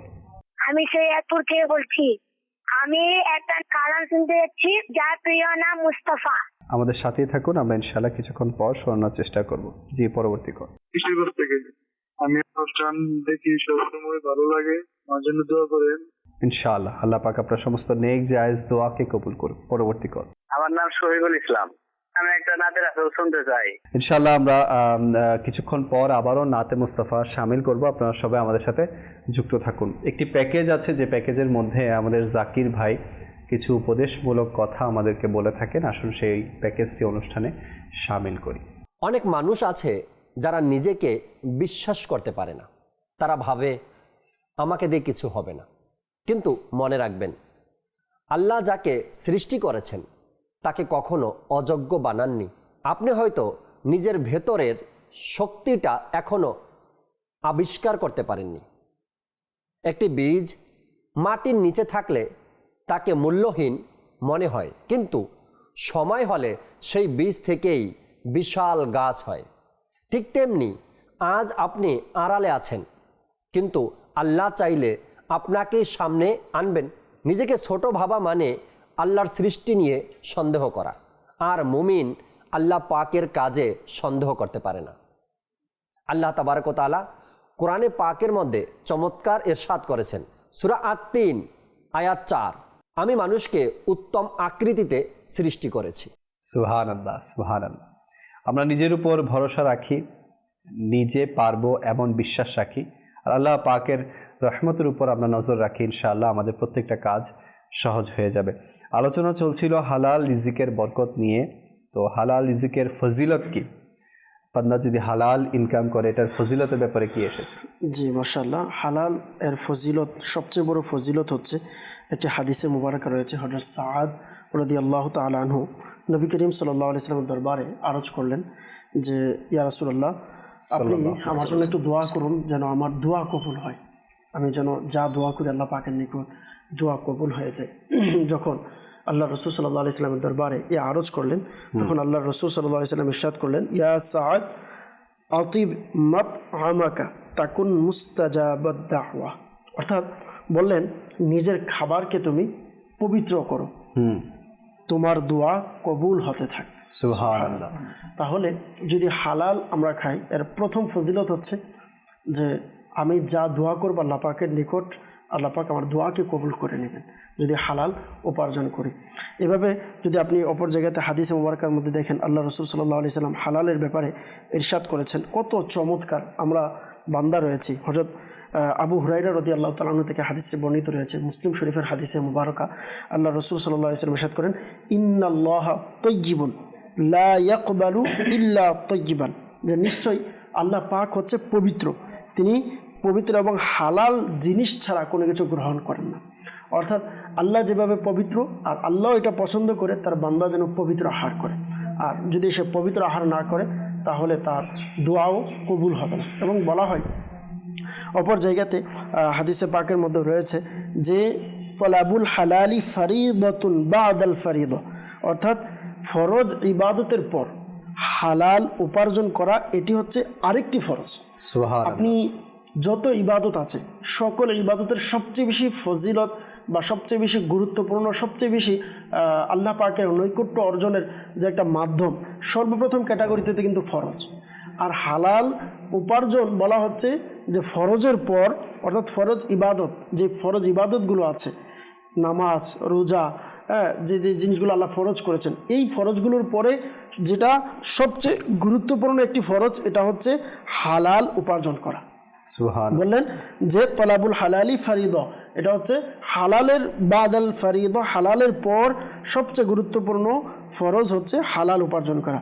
অতঃপর অপর জায়গাতে আল্লাহ রসুল সাল্লাল্লাহু আলাইহি ওয়াসাল্লাম ইরশাদ করলেন ওই ব্যক্তির ব্যাপারে যারা হারাম খেয়ে চিন্তা করে যে হজ করবে। মাআযাল্লাহ বর্তমান সমাজের আমাদের সবচেয়ে বড় একটা যে ভাইরাস আমরা এক প্রকারে বলতে পারি, আজকে মানুষের অধিকাংশ মানুষই আছে যারা এর মধ্যে বাস খামখেয়ালির সাথে পড়ে আছে সুদের বিষয়টা। তো মনে রাখবেন আল্লাহ পাক রব্বুল আলামিন কোরআনুল কারীমের মধ্যে ইরশাদ করেছেন, ওয়া আহাল্লাল্লাহুল বাইআ ওয়া হাররামার রিবা, আল্লাহ পাক ব্যবসাকে হালাল করেছেন আর সুদকে আল্লাহ হারাম করেছেন। তো যে হারাম এর সাথে রিলেটিভ যারা আছে, অনেকে আছে হারাম খাচ্ছে, কামাচ্ছে, চিন্তা করছে বছরে একবার গিয়ে হজ করব, আল্লাহর কাছে ক্ষমা চেয়ে নেব, কিন্তু না, মনে রাখবেন আল্লাহ রাসূল সাল্লাল্লাহু আলাইহি ওয়াসাল্লাম ইরশাদ করলেন যে যেই ব্যক্তি তার খাদ্য হারাম হয়, বললেন ফাআন্না ইউস্তাজাবু লিযালিকা, মুসলিম শরীফের বিশাল বড় একটা হাদিসে মুবারাকা, সারাংশ হচ্ছে যে এমন ব্যক্তি যার খাদ্যই হারাম, আল্লাহ রসুল নিজেই অবাক হয়ে গেলেন, ফাআন্না ইস্তাজাবু লিযালিকা, তার দোয়া এটা কীভাবে কবুল হতে পারে? তার যেই শরীরের মধ্যে সে যে তার শক্তি আছে, এটা হারামের মাধ্যমে তার উপার্জন হয়েছে, তাহলে এটার মাধ্যমে তার দোয়া কিভাবে আল্লাহর কাছে কবুল হতে পারে? তো আল্লাহ তাআলা এভাবে ইরশাদ করলেন অপর জায়গাতে হুজুর সাল্লাল্লাহু আলাইহি সাল্লাম যে সবচেয়ে বেশি যেটা আপনি গুরুত্ব যদি বলেন একজন মুমিনের, এর চেয়ে বড় কোনো পাওয়াই থাকতে পারে না, ফজিলত এর চেয়ে কোনো ফজিলত হতেই পারে না। এটা কি বললেন? ইন্নাল্লাহা ইউহিব্বুল মুমিনাল মুহতারিফা, নিশ্চয়ই আল্লাহ পাক হালাল উপার্জনকারী মুমিনকে আল্লাহ পাক ভালোবাসেন। যে মুমিন হালাল উপার্জন করবে তাকে আল্লাহ তাআলা ভালোবাসেন।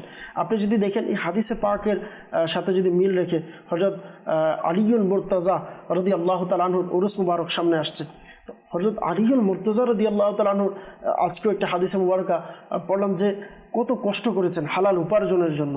এনার ঘটনায় তো আমরা কমবেশ সকলেই জানি যে ইনি শুধুমাত্র পানি উত্তোলন করার জন্য ইনি বাস নিজেকে হালালের জন্য শহরে যখন বের হলেন যে আমাকে হালাল রিজিক খেতে হবে, বের হওয়ার সময় টেনশন যে আমাকে হালাল রিজিক খেতে হবে, আর ইনি যখন বের হলেন পানি উত্তোলন করলেন মহিলার কাছ থেকে কাজ করে, এর বিনিময়ে ইনি 16টি খেজুর পেয়েছে। আচ্ছা, কাজ কি করেছেন? পানি উত্তোলন করেছেন। হাদিসে পাকের মধ্যে আসছে যে এমনভাবে কাজ, এই পানি উত্তোলনের কাজটাও এমন কষ্টের ছিল যে এনার হাতের মধ্যে ফুসকা পড়ে গেছে। আচ্ছা, ফুসকা পড়ে গেছে, এত কষ্টের পর শুধুমাত্র 16টি খেজুর পেয়েছেন। আচ্ছা, এই খেজুরগুলো নিয়ে যখন আমার রসুলের দরবারে গেলেন যে রাসূলুল্লাহ আমি এত কষ্ট করে এভাবে উপার্জন করে 16টা খেজুর নিয়ে আসছি, আলী রাদিয়াল্লাহু তাআলা বলেন যে আমি যখন আল্লাহ রসুলের দরবারে বলেছি, আরজ করেছি, আল্লাহ রসুল সাল্লাল্লাহু আলাইহি ওয়াসাল্লাম আমাকে নিয়ে নিজে বসে এই খেজুরগুলো আহার করেছেন। মানে কেমন পবিত্র ছিল যে আল্লাহ রসুল নিজেও আহার করেছেন। তো এই যে আমরা যদি আমাদের নিজেকে কনসেপ্ট বানিয়ে নিই যে ইনশাআল্লাহ আমরা হালাল গ্রহণ করব। আজকে সমাজে আপনি মানুষের, বিশেষ করে মহিলাদের দিকে তাকান, মানুষ বাস নিজের সন্তানকে বিদেশ পাঠাবে, তো প্রথম নাম্বার চোখ যেখানে থাকে যে কিস্তির মাধ্যমে টাকা এনে আমার ছেলেকে কোথায় পাঠাবো, বিদেশ পাঠাবো। তো মনে রাখবেন যে সমাজে যে কিস্তি বা বিভিন্ন নাম দিয়ে আজকে লোন দিয়ে এভাবে নাম দিয়ে বাস মানুষকে আজকে ধোঁকা দিচ্ছে, এটা কিন্তু হারাম। আর হারাম সুদ এটা এমন একটা হারাম, এটা লিখার কাজের মধ্যেও থাকা হারাম, এটাকে সাক্ষী দেওয়াও হারাম, এটার মধ্যে নেওয়াও হারাম, এটা দেওয়াও হারাম। তো আজকে অনেকে বলবে হুজুর আমরা তো বাঁচতে পারি না, কী করব? তো দেখেন আপনার ছেলেকে কি বিদেশে পাঠানো ফরজ? আপনি তো চিন্তা রেখেছেন আমার ছেলেকে পাঠাইতেই হবে যে কোনো কারণে, যে কোনো মাধ্যমে। তো আপনার চিন্তা যখন এটা ঢুকে গেছে, তো শয়তান আপনাকে সহজভাবে বাস ঢুকিয়ে দিয়েছে যা টাকা না চাইলে। আবার অনেকের কমন প্রশ্ন যে যদি লোন না নেই তাহলে কারো থেকে টাকা পায় না। তো প্রিয় ভাই, আজকে দেখেন মানুষ কি পুরো পৃথিবীর সবাই কি মাআযাল্লাহ লোন নিয়ে চলাফেরা করছে? না, আপনি দেখেন আলহামদুলিল্লাহ যারা আজকে আমরা যাদেরকে মৌলবী বলি, অনেকে হেউ করে প্রতিপন্ন করে বা বিভিন্নভাবে বলে থাকি, ইমাম সাহেব, মসজিদের ইমামের বেতন কতটুকু হতে পারে? আমাদের নিজাম সাহেব যেটা বললেন কাসুর হুজুর, যে আজকে আমরা মাইন্ড বানিয়ে নিয়েছি যে বরকত মানে হচ্ছে আধিক্য, কিন্তু না, বরকত মানে হচ্ছে আপনি যেটা থাকবেন এটার মধ্যে শুকরিয়া আদায় করা। হ্যাঁ, এর চেয়ে বড় কোনো নিয়ামত হতেই পারে না। আল্লাহ বান্দাকে যে স্থানে রেখেছেন ওই স্থানে সে শুকরিয়া আদায় করবে। হ্যাঁ, এর চেয়ে বড় ধনী আর কেউ নেই। আপনি চিন্তা করেন যে পৃথিবীর সবচেয়ে শ্রেষ্ঠ ধনী, তারও চিন্তা হচ্ছে আমার এই ধনীটা কীভাবে ধরে রাখতে পারবো, তার টেনশন আছে। কিন্তু যার মধ্যে শুকরিয়ার যে বিষয়টা চলে আসছে, সে যে কোনো জায়গাতেও রিক্সা চালানোর পর ঘরে গিয়ে কি শান্তির একটা ঘুম দেয়, আল্লাহর কাছে শুকরিয়া আদায় করে যে আলহামদুলিল্লাহ আল্লাহ আমাকে যেভাবে রেখেছেন, আমাকে আল্লাহ পাক ভালো রেখেছেন। হালালের মধ্যে টেনশন নাই, হারামের মধ্যে টেনশন আছে। আপনি দেখেন, যদি আপনি একটু দেখেন, চিন্তা ভাবনা করেন, আজকে মানুষ অধিকাংশ সময় দেখা যাচ্ছে বিভিন্ন সময় আত্মহত্যা করছে। হ্যাঁ, আপনি একটু খবর নিয়ে দেখেন আত্মহত্যা যেই ঘরগুলোতে হচ্ছে, কিসের কারণে? আজকে দেখেন আলহামদুলিল্লাহ আপনি কোনো একজন আলেমী দিন বা তার পরিবারের মধ্যে আপনি এরকম পাবেন একজন ইমাম সাহেবের বা তার স্ত্রী বা তার সন্তান বা সে নিজে এমন কোনো ঘটনা করেছে, এগুলো আলহামদুলিল্লাহ না বললেই চলে। কিন্তু একজন মুমিন ব্যক্তি সে যেটাই খাবে যদি তার হালাল হয়, আল্লাহ পাক তাকে দুনিয়াতেও সুকুন দান করবে, আল্লাহ পাক তাকে আখিরাতেও সুকুন দান করবে। আর আমার এটাই বলার অনুরোধ থাকবে যে প্রিয় মাদানী চ্যানেলের দর্শকবৃন্দ যারা আছেন, আলহামদুলিল্লাহ নিজেকে আপনারা কমপক্ষে দাওয়াত ইসলামের সাথে সংশ্লিষ্ট করেন, আপনার সন্তানকে দাওয়াত ইসলামের সাথে রাখেন। আর কখনো মাইন্ড এটা বানাবেন না যারা দর্শক আছেন যে আমি বিদেশে গেলেই আমার উপার্জন হবে, হ্যাঁ বিদেশে গেলেই আমি টাকা উপার্জন করতে পারবো, দেশে কিছু করা সম্ভব না আমার পক্ষে, বা আমার সন্তানকে বিদেশে না পাঠালে সম্ভবই না, কিছু হবে না। তো দেখেন আল্লাহ পাক যেখানে রিজিকের দায়িত্ব নিয়ে নিয়েছেন, ওইখানে আমার সন্তান বিদেশে গেলেই হবে, না হলে হবে না। আবার যারা যাচ্ছে আপনি দেখবেন শতকরা 80% লোক যারা যাচ্ছে টেনশনে আছে, শুধু 20% ভালো। এখন আমাদের মাইন্ড হচ্ছে যে 20% ভালো এটার দিকে আমাদের চোখ, বাকি 80% টেনশনে আছে এটার দিকে চোখ নাই, বিদেশে গিয়ে টেনশন আছে এটার দিকে চোখ নাই, না ওটা দিয়ে যেতে হবে। আল্লাহ আমাদেরকে হিফাজত করুক। আপনি বলেছেন হুজুর হজ করার ব্যাপারে অনেকে হারাম কামিয়ে সেগুলো দিয়ে হজ করছে। এই যে দান সদকার বিষয় আছে, এই যে রমজানের সবাই যারা দান সদকা করে এদের মধ্যে ভালো আছে, হালাল ইনকামকারীও আছে, হারাম উপার্জনকারীও আছে। অনেকে সমাজের মধ্যে বিত্তশালী প্রমাণ করানোর জন্য, অনেক কিছু প্রমাণ করার জন্য সে হারাম ইনকাম থেকে দান সদকা করে থাকে। এরপর বর্তমান সমাজে যে ভাইরাসটা ছড়িয়েছে সেটা হচ্ছে ব্লগিংয়ের মাধ্যমে আপনি দেখবেন যে সেখানে হারাম প্রদর্শন করানো হচ্ছে এবং সে আরও বুক ফুলিয়ে বলছে যে আমি এখানে লক্ষ লক্ষ টাকা ইনকাম করছি, সেগুলো দিয়ে আবার ভালো কাজ করছি। আচ্ছা, সেই ইনকাম দিয়ে আবার সে দেখাচ্ছে যে আমি ওমরাও করতে যাচ্ছি। তো এই যে বিবেকহীনতার মতো কাজ এবং মুসলমান হয়ে হারাম কাজ করে সেটার মধ্যে আবার প্রাউড ফিল করা এবং সেটা আরও দেখানো, আচ্ছা সেটা দিয়ে আবার ভালো কাজ করে দেখাচ্ছে। তো এই বিষয়গুলো কি আসলে মানে কিভাবে আপনি দেখবেন বা কি বলবেন তাদের উদ্দেশ্যে? মূলত হচ্ছে যারা এটা চিন্তাধারা করবে এবং যারা এদেরকে উৎসাহিত করবে, অনুপ্রাণিত করবে, তাদের বিবেকের ব্যাপারে প্রশ্নবিদ্ধ হয়ে যায়, তাদের বিবেক বোধ শক্তির ব্যাপারে প্রশ্ন চলেই আসে। কারণ আমি অন্যের সম্পদকে গ্রাস করে আমি আবার এটাকে দান করছি, এটা কি কখনো আমি সাপোর্ট করব? আমি কারো থেকে চুরি করে নিয়ে আমি আরেকজনকে দান করছি, একজনকে ক্ষতিগ্রস্ত করে আরেকজনকে দান করছি, এই লজিকটিকে আমরা কখনো কি করব না। তা আমি হারাম পন্থায় সম্পদ অর্জন করে আবার আমি সেটা কি করতেছি, দান করছি। তো প্রশ্ন হচ্ছে যে আমার দানের শর্ত কি, আমি এই সম্পদের মালিক কিনা, এটা আমার কিনা, তবে না আমি এটা দান করব। তা আমার তো উপার্জনে কি ছিল, হারাম ছিল, যেটা শরীয়ত বিরোধী ছিল, যেটা এমন যেটা আপনি খুব সোশ্যাল মিডিয়ার মাধ্যমে যেটা আসছে, ব্লগিংয়ের বিষয় আসছে, যেটার হারাম কন্টিনিউ চলতেই থাকে। এটা এমন একটা পন্থা, অন্যান্য পন্থায় তো মনে করেন হারাম একবার করেছে সেটা তো আছেই হারাম, কিন্তু এই পন্থাটার মধ্যে দেখা যায় যে হারাম সে দৃশ্যটা, ভিডিওটা বা যা কিছু সে দেখাচ্ছে শরীয়ত বিরোধী, সেটা কন্টিনিউ চলমান আছে এবং তার আমল নামার মধ্যেও কন্টিনিউ গুনাহ চলমান আছে। তো এখন সে কন্টিনিউ গুনাহ চলমান আছে, আবার ওখান থেকে ইনকাম নিয়ে সে হজ করতে যাচ্ছে কিংবা উমরা করতে যাচ্ছে। আসলে সেটা হচ্ছে তো কবুল হওয়ার বিষয়। হযরত ইব্রাহিম বিন আদহাম রহমতুল্লাহ তাআলা, উনি প্রসিদ্ধ একজন বুজুর্গ, আমরা অনেকেই শুনেছি ওনার ব্যাপারে। উনি একবার বাইতুল আকসা এর মধ্যে পাশে উনি আরাম করছিলেন। যখনই ওনার চোখ বন্ধ হলো, উনি দেখলেন দুজন ফিরিস্তার মধ্যে আলাপচারিতা হচ্ছে। তো একজন ফিরিস্তা আরেকজনকে বলতেছে, ইনি কে, ইনাকে কি চিনো? হ্যাঁ, ইনি তো ওই প্রসিদ্ধ ইব্রাহিম বিন আদহাম। আচ্ছা, ইনি কি সেই যার সকল মর্যাদা আল্লাহ তাআলা বিনষ্ট করে দিয়েছে? আল্লাহ আল্লাহ। তখন বলল যে আরেকজন ফিরিস্তা বলতেছে, কি কারণে? তখন ওই ফিরিস্তা বলতেছে, ইনি একটি দোকান থেকে একটা খেজুর ক্রয় করেছিল। যখন খেজুর ক্রয় করে আসছিল তো একটি খেজুর নিচে পড়েছিল। তো উনি মনে করেছিল যে কি, ওই যে খেজুর ক্রয় করেছে ওনার কাছ থেকে একটি খেজুর কি পড়ে গিয়েছে। মূলত এটা ওনার ছিল না, এটা দোকানদারের ছিল। আচ্ছা, উনি ওই খেজুরটা নিজের মনে করে খেয়ে নিয়েছে। আল্লাহ আল্লাহ। ভুলবশত তেমন মনে করেছিল ওনার।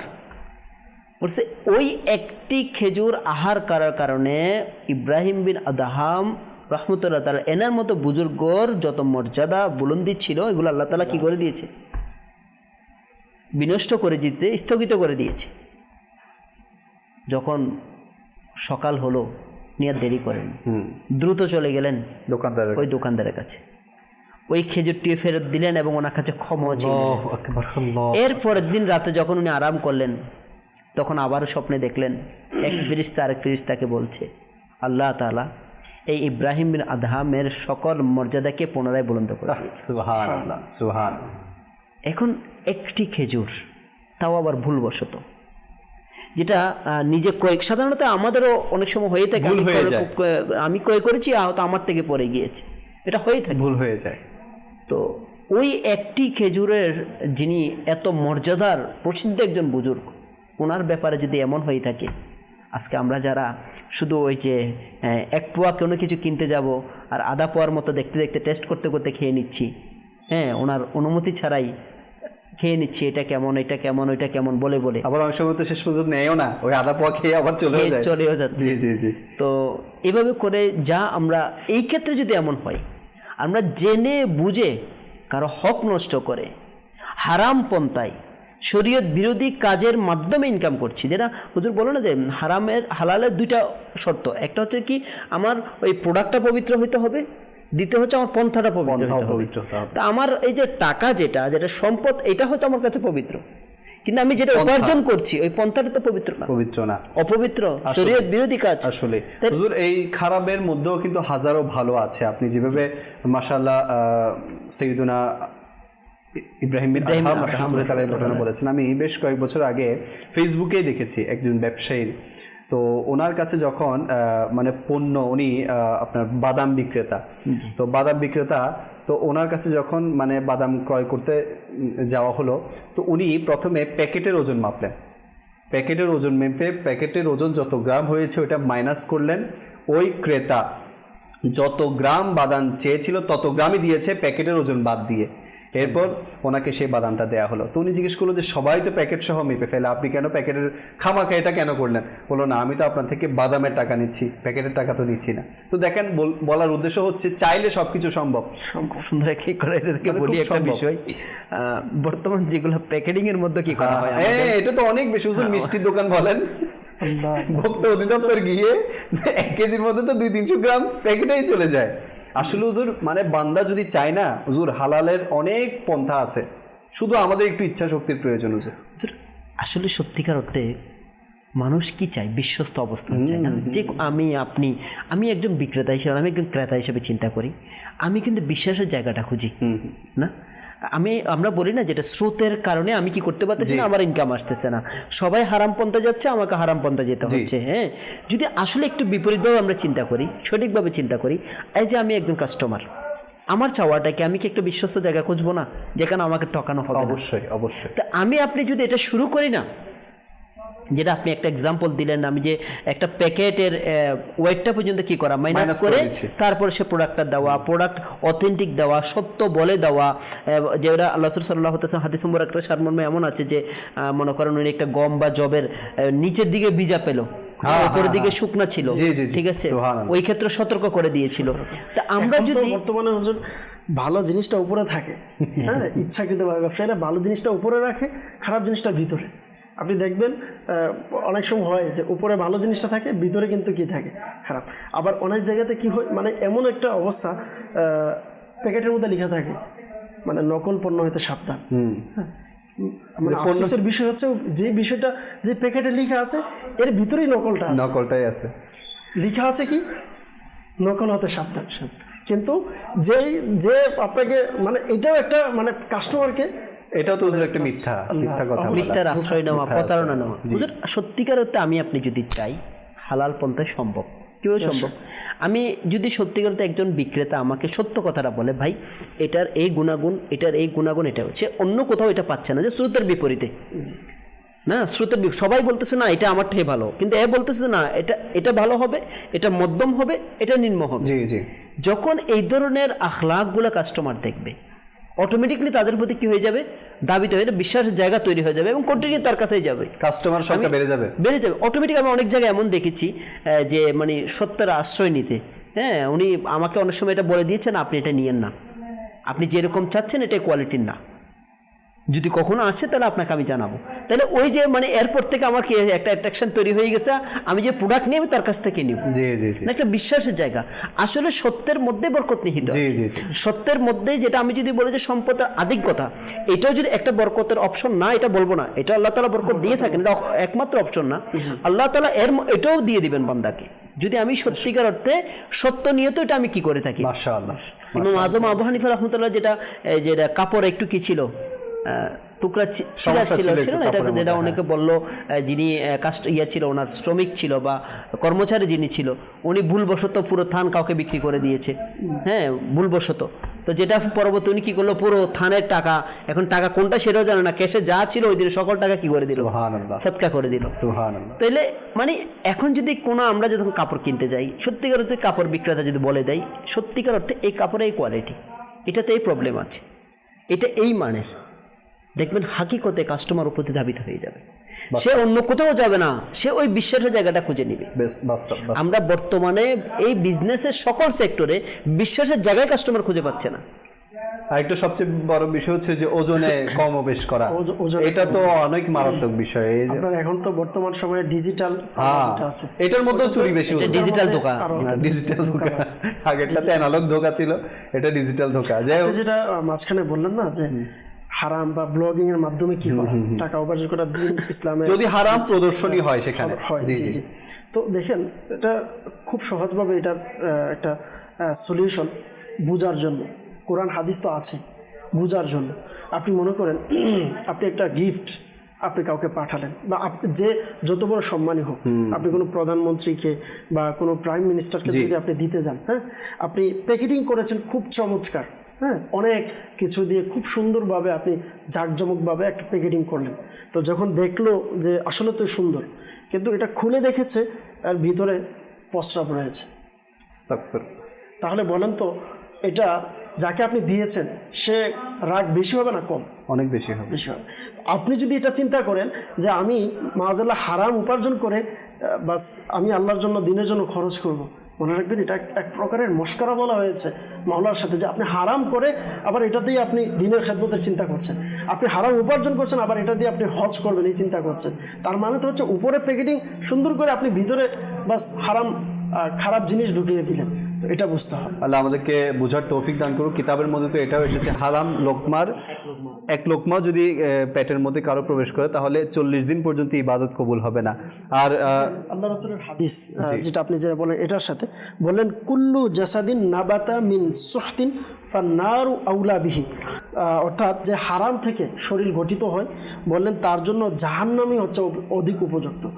শরীরে যদি আপনার হারাম থাকে তো আপনার জন্য অধিক উপযুক্ত, আমার রাসূল বললেন এটা হচ্ছে জাহান্নাম। তো এই জন্য আমরা যে ইবাদত করি বা ইবাদতের চিন্তা করতেছি, এটার পূর্ব শর্ত মোবাইল দাওয়াত ইসলামে বলেই দিয়েছেন যে হালাল হতে হবে, হালাল ছাড়া কোনো উপায় নেই। আমি যদি একটা কাপড় পরে নামাজও পড়ি, সেই কাপড়ও যদি হারাম ইনকামের হয় তাহলে এই কাপড়ও যতক্ষণ আমার শরীরের মধ্যে থাকবে এটা দিয়ে কোনো ইবাদত গ্রহণযোগ্য হবে না। একটু আমি যুক্ত করি, বিজনেসের ব্যাপারে তো আমরা আলোচনা করেছি, হালাল হারামের মোটো স্পেসিফিকলি শুধুমাত্র বিজনেসের ক্ষেত্রে নয়। আমাদের আকা আলা হযরত রহমতুল্লাহ তাআলা আলাইহি ওনার কিতাবের মধ্যে যেটা লিখেছেন, একজন শ্রমিকও যারা দিনমজুর রয়েছে, এটা কিন্তু আমাদের সমাজের মধ্যে এখন অহরহ রয়েছে। ওই ক্ষেত্রে আমাদের অসতর্কতা অনেক বেশি। তা আমি তো পরিশ্রম করতেছি, ইনকাম নিচ্ছি, বেতন নিচ্ছি, আমার তো হালাল, আসলে এমনটা নয়। ওই ক্ষেত্রে আমাদের অনেকটা সতর্কতার প্রয়োজন। বলা হচ্ছে যে মানুষের কর্মপন্থা 3টা পদ্ধতিতে ভাগ করা হয়েছে, একটা হচ্ছে ধীর, একটা হচ্ছে মধ্যম, একটা হচ্ছে উচ্চ। বলছে তাকে মধ্যমটা কী করতে হবে, অবলম্বন করতে হবে। একটা এক্সাম্পলও আল্লাহ হযরত রহমতুল্লাহ তাআলা দিয়ে দিয়েছেন। কোনো একজন ব্যক্তির ক্যাপাসিটি রয়েছে, সে তার যে সময়সীমা সে বেতনের জন্য আবদ্ধ হয়েছে, নির্ধারিত হয়েছে, ওই সময়সীমার মধ্যে সে 100 লাইন সে কম্পোজ করতে পারবে। টাইপিস্ট যিনি রয়েছে 100 লাইন করতে পারবে, কিন্তু উনি অলসতার কারণে পার্সোনাল কথা বলতে গিয়ে বা অন্য কাজ করতে গিয়ে সে 90 লাইন করেছে, 10 লাইন কম করেছে। ওনা ইচ্ছা করে করেছে, উদাসীনতার কারণে করেছে। বলছে ওই একদিনের 100 লাইন হিসেবে যেটা বেতন আসে সেটা নেওয়াটা তার জন্য হারাম হয়ে যাবে। সে ওই 10 লাইনের টাকা কেটে যা আসবে সেটা যদি ব্যাক করে তবেই সেটা কি হালাল হবে।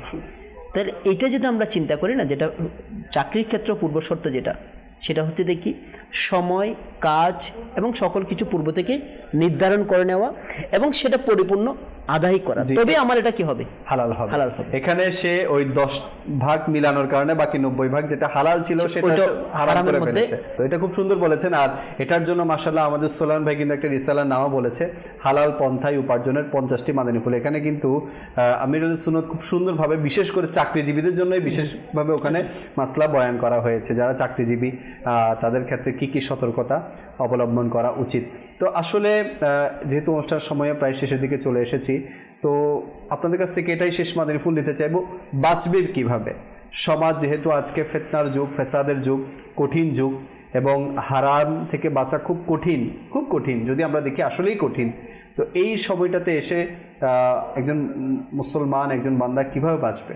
আসলে দেখেন, হযরত আবু বকর সিদ্দিক রাদিয়াল্লাহু তাআলা হয়তো অন্য কোনো বুজুর্গ হবে, যে কোরআনের আয়াত আমি প্রথমেই পড়েছিলাম, ওমা মিন দাব্বাতিন ফিল আরদি ইল্লা আলাল্লাহি রিজকুহা, বললেন এই আয়াত যেদিন থেকে আমি সিদ্দিক আকবর রাদিয়াল্লাহু তাআলা, যে আমি যেদিন থেকে এই আয়াত শুনেছি ওই দিন থেকে আমি রিজিকের টেনশন ছেড়ে দিয়েছি। বাস এই মাদানী ফুল যদি আমরা নিজের মধ্যে মাইন্ড সেট আপ করে নিতে পারি, আর মনে রাখবেন এতটুকু, আমরা তো ওই উদাহরণটাও টানতে পারি যে পাখি ক্ষুধার্ত অবস্থায় ঘর থেকে বের হয়, সন্ধ্যা হলে ভরা পেটে চলে আসে। আজকে আপনি এতটুকু মাথায় রাখতে পারেন যে ওলামায়ে কেরামগণ, বুজুর্গানে দিন এটা বলেছেন যে আপনার যেটা পাওয়া, আপনার যেটা রিজিক আছে 100% চলে আসবে, আর যেটা আপনার পাওয়া না, আপনি হাজারও দূরতে পারেন, এটা আপনি আসবে না। দানে দানে পে লিখা হুয়া হে খানে ওয়ালা কা নাম। যদি এটা আপনার মাইন্ড সেট আপ হয়ে যায় যে আমার যেটা পাওয়ার আমি এটা পাবো, অবশ্যই আমার আল্লাহ আমার জন্য যেটা রেখেছেন আমি এটা পাবো, আর যেটা আমি পাওয়ার না এটা কখনোই দেখবেন। অনেক সময় হয় একদম প্র্যাকটিক্যাল, আজকে খাবার দাবার অনেক সুন্দর করে আমার ঘরে রান্না করেছে, কিন্তু এই রিজিক আমি খেতে পারিনি, অন্য কোনো রিজিক চলে আসছে। হ্যাঁ, এরকম হয় কিন্তু। বা অনেক সময় দেখা গিয়েছে রিজিকের টেনশনে আছি, কোথায় পাবো, আল্লাহ অনেক এমন রিজিক খেয়েছে, বাস ব্যবস্থা করে দিয়েছে, অবাক হয়ে যাচ্ছে যে আলহামদুলিল্লাহ এত সুন্দর রিজিক কোত্থেকে চলে আসে। রেগুলার আমাদের সাথে হয়ে থাকে, এগুলো হয়। সোলাইমান মাদানী হুজুরের সাথে আমি একটা জিনিস যুক্ত করব, মাশাআল্লাহ ওগুলো তো আমাদের জেহেনে রাখা উচিত, এটাই আমাদের মূল। পাশাপাশি একটা পরিবেশও আমাদের এমন হওয়া উচিত যে পরিবেশ আমাকে আপনাকে নিয়মিত এই ক্ষেত্রে অনুপ্রাণিত করে। যেমন একটু আগে যেটা আমরা জব যারা চাকরিজীবী রয়েছে তাদের ব্যাপারে আমি যদি আমার নিজের ব্যাপারে বলি, এই বিষয়টা আমার জানার সুযোগ হয়েছে দাওয়াত ইসলামের। দাওয়াত ইসলামের এই মেটা মহলে আসার বদৌলতে কিন্তু আমার এটা জানার সুযোগ হয়েছে একজন চাকরিজীবীর সম্পদও হারাম হতে পারে, তার ইনকামও হারাম হতে পারে, এটা জানার তখনই সুযোগ হয়েছে। তা আমি যদি বলবো যে আলহামদুলিল্লাহ এমন একটা পরিবেশ আমাদের দরকার, যে পরিবেশ আমাদেরকে এ বিষয়ে শিক্ষাও দিবে, উৎসাহিত করবে এবং প্র্যাকটিক্যাল অনুপ্রাণিত করবে। প্র্যাকটিক্যাল কীভাবে? আলহামদুলিল্লাহ দাওয়াত ইসলামীতে এসে প্র্যাকটিক্যাল দেখার সুযোগ হয়েছে। দাওয়াত ইসলামী যখন আমাদের মাদ্রাসায় কিংবা মসজিদে ইমাম, আমাদের উস্তাদ নিয়োগ করা হয়, বিভিন্ন কর্মজীবী নিয়োগ করা হয়, ঠিক আলহামদুলিল্লাহ শরঈ রেহনুমা অনুযায়ী প্রপারলি অর্থাৎ সময়ের সাথে তার কাজ কি হবে প্রত্যেকটা কিছু নির্ধারণ করেই তার থেকে এটা কি করা হয়। শুধু এটা না, ওজো যেটা বললেন না, আমাদের দাওয়াত ইসলামীতে আলহামদুলিল্লাহ আমাদের স্পেশাল শুধু অফিস জিম্মাদার থাকে একজন। আপনি পুরো মাসের, এটা আলাদা একটা হাজিরা শিট আছে, পুরো মাসে কতটুকু কাটা যাবে, আপনার কতটুকু স্যালারি কাটবে। তো আজকে বা না হয় কাল বা পরশু 3 দিনের মধ্যে আলহামদুলিল্লাহ আমাদের সিস্টেম করে দিয়েছে, আপনাকে চিন্তা করতে হচ্ছে না, আপনি শুধু বাস টাইমটা উঠাবেন, অফিসে পুরো হাজিরা শিটটা জমা দেওয়া হয়, স্পেশাল শুধু একজন থাকবে। যেমন আমাদের মাদ্রাসার সবার স্যালারি শিট যখন আসবে অনেকেরই স্যালারি কাটা থাকে, 5 মিনিট হলে 1 মিনিটের জন্য এটা কাটা থাকে। তো দাওয়াত ইসলাম এটা পরিবেশ করে দিয়েছে, বাকায়দা একজন ব্যক্তিকে রেখেছেন যে আপনি মাস শেষ হলে আপনার এতজন এমপ্লয়ার্সের চাকরির বিষয়টা, সময়টা আপনি চেক করবেন এবং সেই অনুযায়ী তাকে আপনি বেতন দেবেন, বেতনটা তুলে দেবেন। মাশাআল্লাহ, আল্লাহ পাক আমাদের সবাইকে হালাল ইনকাম করার তৌফিক দান করুক, হালাল পথে চলার তৌফিক দান করুক। পূর্বেকার যুগে সাহাবারা যখন কিছু নিয়ে আসতেন, ফ্যামিলি মেম্বার কিন্তু জিজ্ঞেস করতেন এটা কি হালাল পন্থায় এসেছে নাকি হারাম পন্থায় এসেছে। আজকে হয়তোবা আমরা পরিবার থেকে এই প্রশ্নবিদ্ধ হচ্ছি না, বিধায় যারা পুরুষ আছে বিশেষ করে তারাও এই টেনশন ছেড়ে দিয়েছি যে ইনকাম তো হলেই হলো, হালাল হোক বা হারাম হোক। আমাদেরকে সবসময় চিন্তা করা উচিত, মনে রাখবেন আমি যদি আমার ফ্যামিলিকে হারাম খাওয়াই তাহলে ফ্যামিলি কিয়ামতের দিন আমাকেই দোষারোপ করবে যে না ইনিই তো আমাদেরকে এনে খাওয়াইয়েছেন। তো যাদের টেনশনে আজকে হারামের দিকে ঝুঁকছি তারাই কিন্তু আমাকে ফাঁসিয়ে দিবে। আল্লাহ আমাদের সবাইকে হালাল পথে চলার তৌফিক দান করুক। একটু কষ্ট হলো হালাল পথে চলার আমরা সবাই চেষ্টা করি। আল্লাহ তাআলা আমাদের সবাইকে হালাল পন্থা অবলম্বন করার তৌফিক দান করুক এবং আমাদের জন্য পথ সহজ করে দিক। এটা রব তাআলার দয়া না হলে কেউ কখনো হালাল পন্থায় চলতে পারবে না। আল্লাহ পাক আজকের অনুষ্ঠানে যা কিছু শুনেছে এর উপর আমল করার তৌফিক দান করুক। ইনশাআল্লাহুল কারীম আগামীকাল আবারও উপস্থিত হব অন্য একটি বিষয় নিয়ে। আপনাদের সুস্থতা কামনা করে এখানে শেষ করছি। সাল্লু আলাল হাবিব সাল্লাল্লাহু আলা মুহাম্মদ সাল্লাল্লাহু আলাইহি ওয়াসাল্লাম। রহমতেরি মেঘমালা আর চারিদিক নূর